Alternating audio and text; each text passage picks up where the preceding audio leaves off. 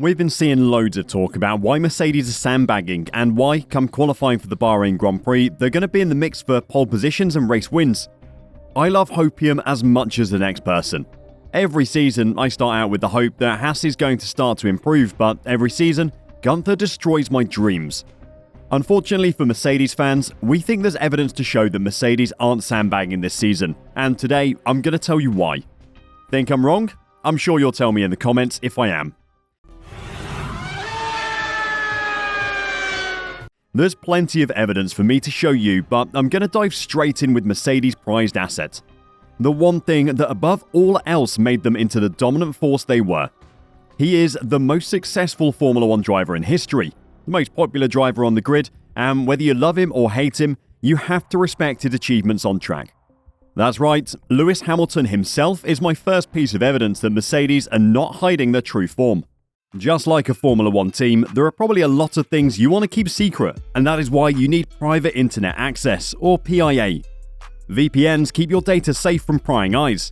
PIA hides your IP address and safeguards your internet connection through an encrypted tunnel so your digital life and personal data is protected from hackers, internet service providers, network administrators, and government censors. It does more than just that though. Let's say you're unfortunate enough to live in a country without Drive to Survive or decent Formula 1 coverage. That must be suffering, but with one click, PIA can make Netflix or Sky Sports think you're located in a country that they provide Formula 1 to. PIA is our VPN of choice since its servers cover over 83 countries and every US state. It supports P2P file sharing, which is rare for a VPN, and you can cover up to 10 devices with one account, meaning you can watch the driver perspective of half the grid in complete safety if you want to. Using the link www.piavpn.com/F1reverse, you can grab an 83% discount. That's just $2.03 a month, and you also get 4 extra months completely free. And you have a 30-day money-back guarantee and 24/7 customer support, so it's completely risk-free. Briefly throw your mind back to last season, around the summer break, early autumn kind of time. Talk of Lewis's contract started to circulate the Formula 1 world. The 7-time world champion is out of contract at the end of 2023, and everyone wanted to know, will he stay or will he go? Team boss Toto Wolff waved away question after question about it, saying that Lewis would be signing a new contract but nothing would happen until the winter break, when the cameras went away and they could calmly sit down and talk it through. At the time, that seemed pretty sensible. But with the winter break now over and no new contract signed, what's going on? Lewis wants that record-breaking 8th World Championship title. That's all there is left for him in the sport. He's done literally everything else worth doing. He's already the most successful driver in the sport's history, but that 8th title would make him the undisputed greatest of all time. But how much is that worth to him? Is it worth another 2 or 3 years to him? Is it worth waiting until the next big technical regulation change in 2026? That's a long time to wait. The theory is that Lewis hasn't signed a new contract yet because he wants to wait and see if Mercedes can actually turn the W14 into a race winner. He's been testing the car all winter in the simulator. If he thought it was a car that could win titles, or become a car that could win titles, he would have signed up for a new contract by now. One that would make him the best paid driver in the history of the sport. We've seen reports that Mercedes are willing to offer $100 million a year for his services. Lewis hasn't signed that contract because he isn't convinced that Mercedes have built a title-challenging car. In fact, I would go as far as to say he would sign the contract if he thought the W14 could become a title-challenging car, but he doesn't see that potential. Jensen Button, the 2009 world champion and Lewis's ex-teammate, thinks the same. Why otherwise would you leave it this late? He knows how annoying we all are asking, Button said. I mean, we've got to ask the question, but he's going to hate answering it over and over and over and over again. It can only be because he's wondering how competitive they will be. Lewis has his fashion, his music, and his movies to think about. That's a new challenge he could be diving into at the end of the season. Does he really want to fight in a midfield Mercedes car for a few more years, hoping they'll turn things around? Of course not. So if Mercedes had more performance, he would have signed a new contract by now. Still not convinced? Okay, let's look at my second piece of evidence. This time I want to look at last year's pre-season, the lessons that Mercedes learnt, and why that means they aren't hiding half a second of pace. Last year we had 2 preseason tests because the cars had the biggest technical overhaul in the history of Formula 1. The first 3-day test was in Spain, and Mercedes turned up with a car that looked pretty unexciting. It had normal-looking side pods, did a lot of bouncing, and no one was particularly impressed. Then we got to the second test in Bahrain. The zero pods had been strapped on, and Mercedes are talking about being a second and a half faster than they were in Spain. They sandbagged that entire Spain test to hide the zero pods and their true speed. What happened? The car was awful by their standards. They assumed that the actual car they would use for the season, the one that we saw in the Bahrain test, would magically solve all their problems, and it actually made things worse. Mercedes wasted 3 days in Spain that could have been spent studying the problems with the W13 and finding ways to solve them. Instead, they were overconfident in what they had coming and didn't properly appreciate the mistakes they'd made. Lewis was left testing awful car setups for half a season, all because of Mercedes sandbagging.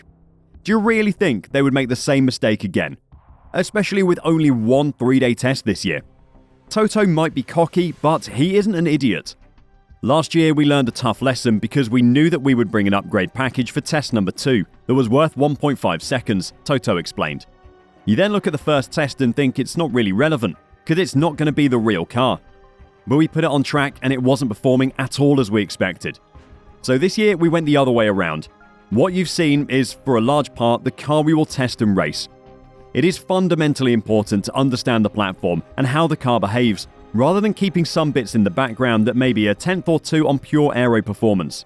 Formula 1 is as much a racing sport as it is a political game of smoke and mirrors. Mercedes tried to bluff last season, and it ended up being their worst season in 10 years. They won't make that mistake again, and that is why they aren't sandbagging this year, and why what you saw in the 3-day test is what you'll get at the first race of the season. Is that still not enough proof for you? Alright, fair enough, I respect your belief in the team, but I have more proof. Pundits like Ted Kravitz and Martin Brundle, the most respected Formula 1 minds in the media, have been putting Mercedes 4th in their preseason predictions based on what happened in the opening test. These guys know the sport better than any of us, and the fact that they, and many more, have been placing them 4th, behind Aston Martin, shows that the feeling of those in the know is that Mercedes aren't hiding anything. That wasn't actually going to be my point, but it is a good one. The point I was going to make is that Mercedes testing on Friday showed that the team still had problems. When you're sandbagging, you run just a little slower than your actual top speed. You still need to be gathering useful data, but you don't want to show 100% of what you have. Maybe you just show 95%. But on that Friday, Mercedes had problems that weren't related to how fast they were going. In the morning session, Lewis was all over the place on track. The Mercedes driver visibly struggled with the rear of his W14 during his running in the early session. Speaking at a press conference before Saturday's final day of testing, Hamilton said that the team were trying to iron out some of the balance problems that had also afflicted the team's 2022 machine. They're just things that we're working through, Hamilton told the media. Some of the balance limitations that we had last year are just present, so we're working through them. The team stayed late into the night on that Friday trying to work out what had gone so wrong. Hamilton wasn't just driving slowly that morning, he was genuinely struggling to get the car around the corners. Then in the afternoon, Mercedes had hydraulic issues that cost George Russell about 2/3 of his track time, limiting him to 26 laps. Sandbagging doesn't mean pretending to have reliability issues so you miss out on 50 laps worth of data. If you compare Mercedes' 3 days of testing to the 3 teams that most people think came out on top, Red Bull, Ferrari and Aston Martin, then you see why Mercedes aren't sandbagging. The reason they're getting ranked 4th isn't because of the lap times, it's because of how the car ran on track. The W14 just didn't look as good as the others.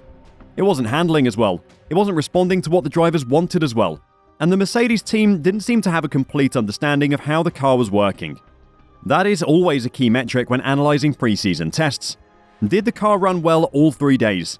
The answer for Mercedes is a resounding no. The Friday test showed that they don't completely understand their car and how it will respond to setup changes. Ferrari, Red Bull and Aston Martin clearly did.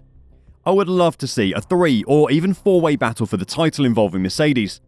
I've said recently that the teams will catch up to Red Bull as the season goes on, as the testing limitations Red Bull face start to take their toll. But I don't think Mercedes are hiding anything at the moment. I don't think they're sandbagging, and they are going to have to play catch up very quickly this season. So what do you think? Am I right and Mercedes weren't sandbagging? Or have you got some proof that you want to share that shows they were? I'm ready to be proved wrong. While you write an essay about why I'm wrong in the comments, why don't you subscribe to get more videos like this on your timeline? Until next time, drive safe and bye for now.